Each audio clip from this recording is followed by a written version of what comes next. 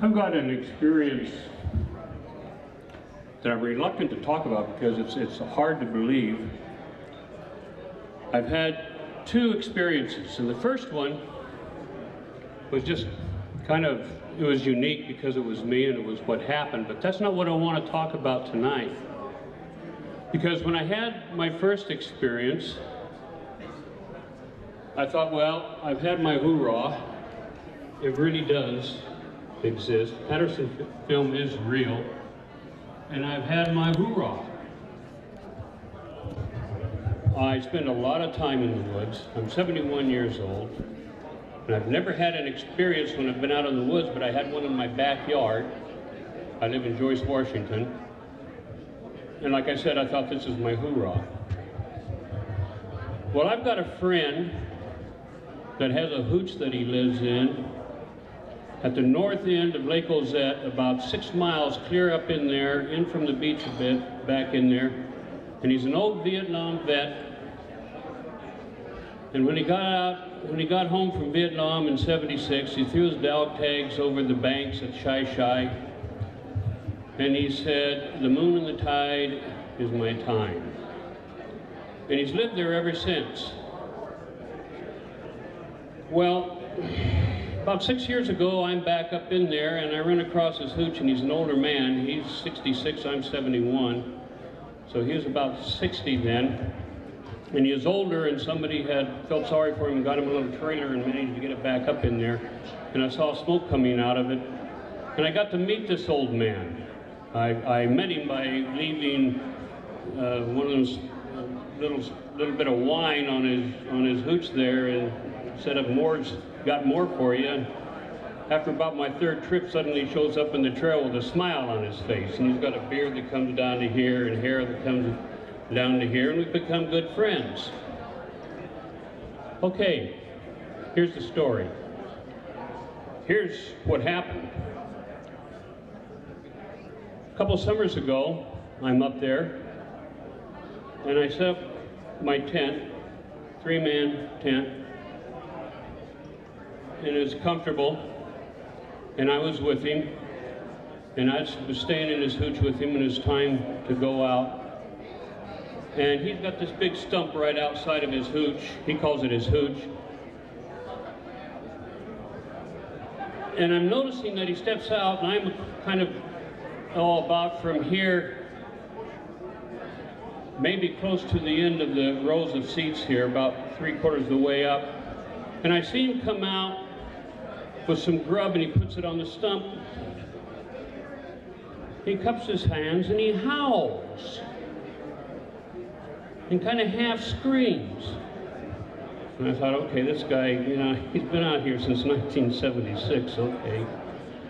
He's doing his thing. And then pretty soon I go back, I'm in my tent, and I look out again, I hear something, and I look out, and I can't tell what it is because it's dark. We're about close to midnight now. A little light coming in from the moon through the trees, and it's a bear. And I says, when he was putting the food out there, I thought, you idiot, you're bringing in every raccoon from 20 miles around to harass you and everything else, and where you live, or bears, or whatever. And I see this, and I'm thinking it's a bear, and it's standing up. And I've seen this before. And that's what I'm thinking. I've seen Sasquatch, I believe in Sasquatch, but what's your chances of having two hoorahs, I've had my hoorah, and I'm thinking it's a bear. And it's standing up on its hind haunches. I can't say that it's anything. When I see something like this, I say, if I'm on a witness stand and I'm being cross-examined, can I stand up under it and say, without a doubt, yes, that's it, after I've sworn to tell the truth, the whole truth, and nothing but the truth. And I've got some law enforcement background. So I wasn't making a judgment. I go in, I go back to bed. I'm in my tent. I've got my reading light that I hang up, and I can focus it to brighter.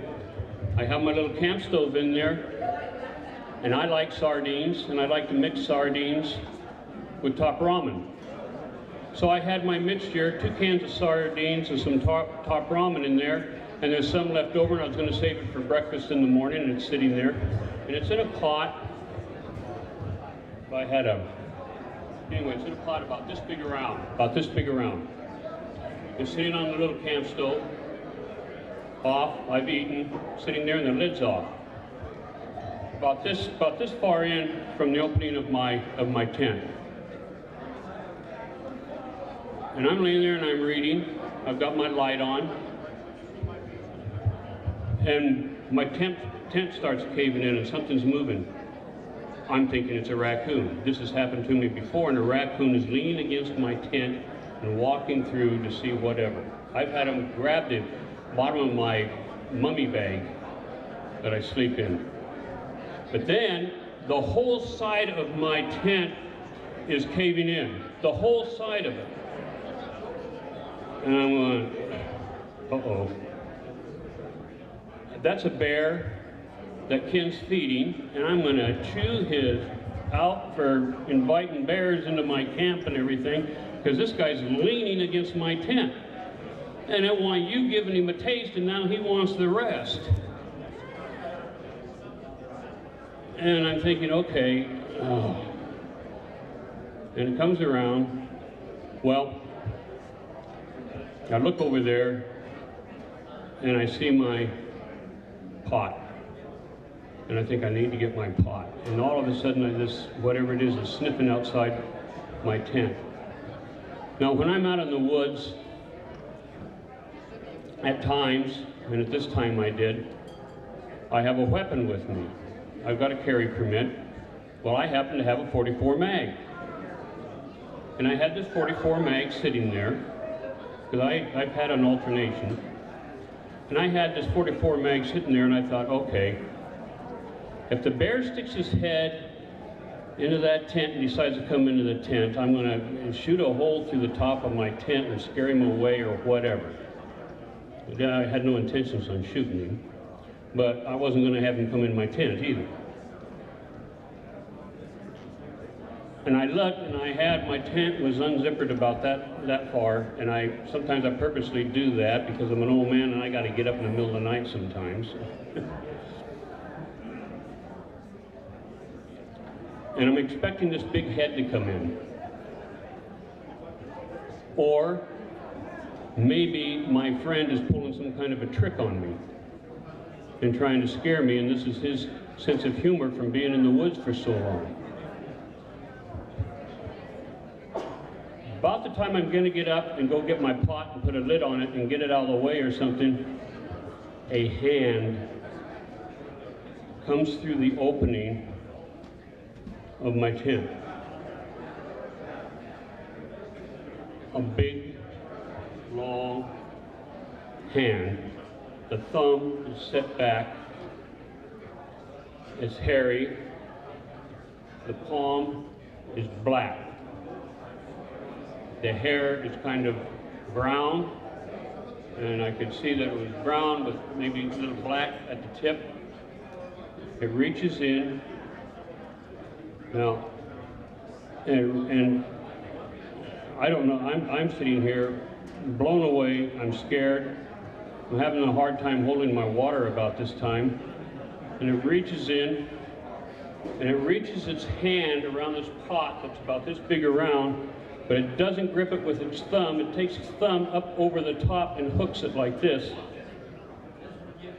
And slowly pulls it out of my tent.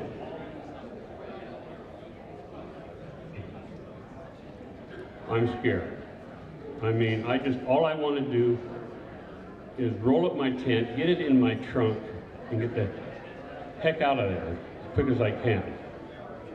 Because now I know that this is not some arm that Ken has made up. I mean, this arm, the forearm like this, it was huge. I'm saying huge and long. And it reached in there, and I can't remember, I can't tell you now whether I even saw the elbow, and we're going about this far in. And it reached around just like this, and hooked its thumb like that, and was encircling a pot like this. Lift it up, very gently took it out. I didn't move. For the rest of that night, I did not move. I left the light on. I fell asleep eventually. It's daylight.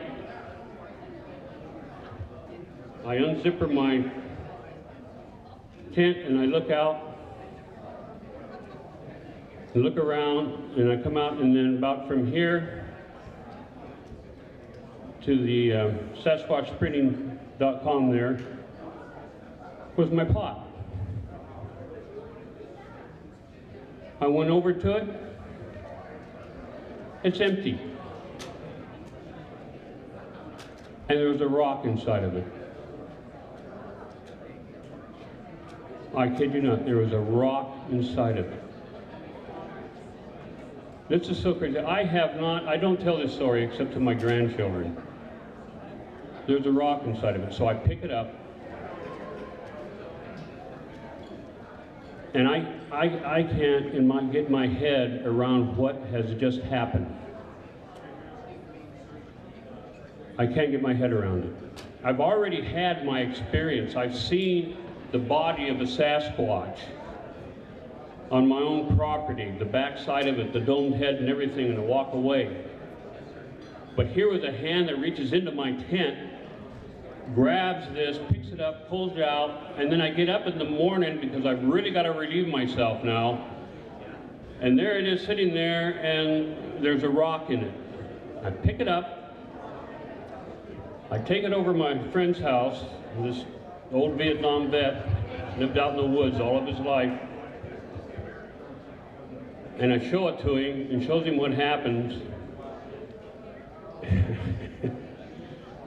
Now, it's getting crazier. And tonight, the only reason I'm telling this story is what Brandon told me when I bought a t-shirt from him tonight. I take it in, and I tell him the story, and he looks at me, and he says, "It's not the forest people you have to fear, it's the little people." And I looked at him and I said, "What?" He says, "It's not them big forest people." He calls them forest people. "It's not the forest people you have to be afraid of. It's the little people." And then he tells me this, and you don't have time for this story of how he was rescued by these little people hanging upside down from a windfall from the 1921 blow that went through up there. And you got blown, some of them 30 feet high, and you walk around. He ended up upside down, and how he survived that, and how he met the little people. And he tells me about it. And he tells me about this silver fir that's the largest in the world. And I found it. He told me where it was, and I found it, and I measured it, and it is within 3 inches, more or less, from the largest in the world.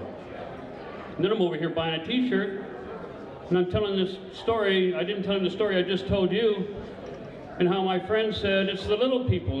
So he tells me a story about the little people in the Sasquatch. So there's my story.